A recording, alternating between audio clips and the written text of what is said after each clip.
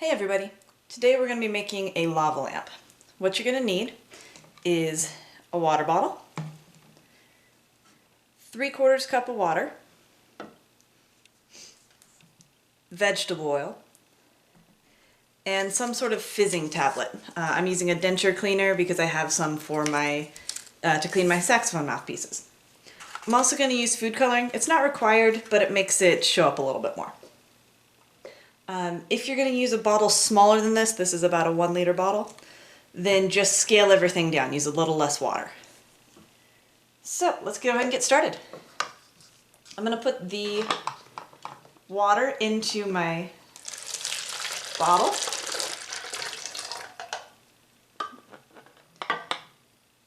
And add a little bit of food coloring. You can pick whatever color you want.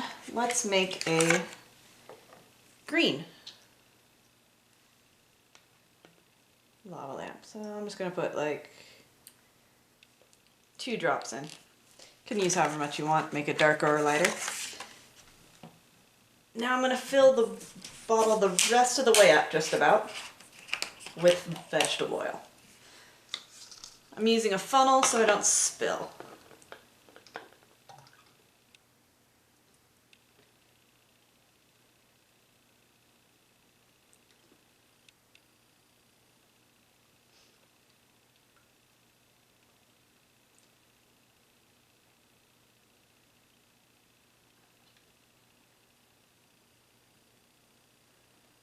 Alright, that's full enough. Okay, I'm going to give that a second to settle out so all the bubbles kind of go away, and then we'll get started.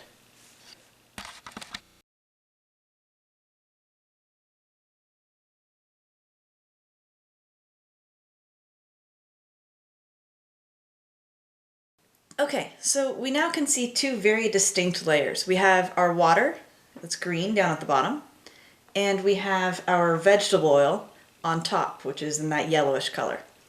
Now, vegetable oil is less dense than water, that's why it's sitting on top.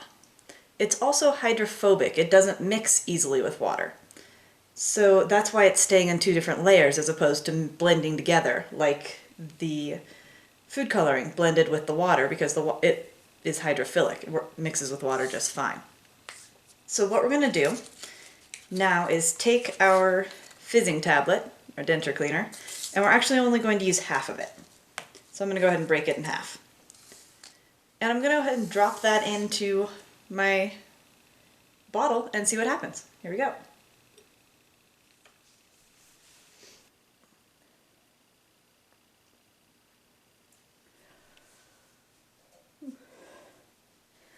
Okay, now it's started to go. So you can see the big stream of bubbles that are heading up. And you can see that there's quite a bit of movement happening right on that layer where the water and the vegetable oil meet. So what's going on here? Because those bubbles are an awful lot bigger than just the air bubbles. What's happening is the water molecules are actually sticking to the air bubbles. So those little pockets of gas, air, that are wanting to rise up because they're less dense, are taking some water with them. And that water the water-air combination is less dense than the oil. So it floats all the way up to the top. But then the gas keeps going and gets into this air up here, which means the water doesn't have the air attached anymore. So it becomes more dense again and sinks back down. So as this keeps going, you'll get that big stream and you'll see these bubbles start trailing back down. Let me zoom in a little more so you can see if you can see those. Alright, so this is just density. Density isn't always one molecule. In this case, it's air and water combining to become less dense than the vegetable oil. But then once the air leaves the water becomes more dense again and sinks back down to the bottom. That's it for today. I'll see you guys tomorrow.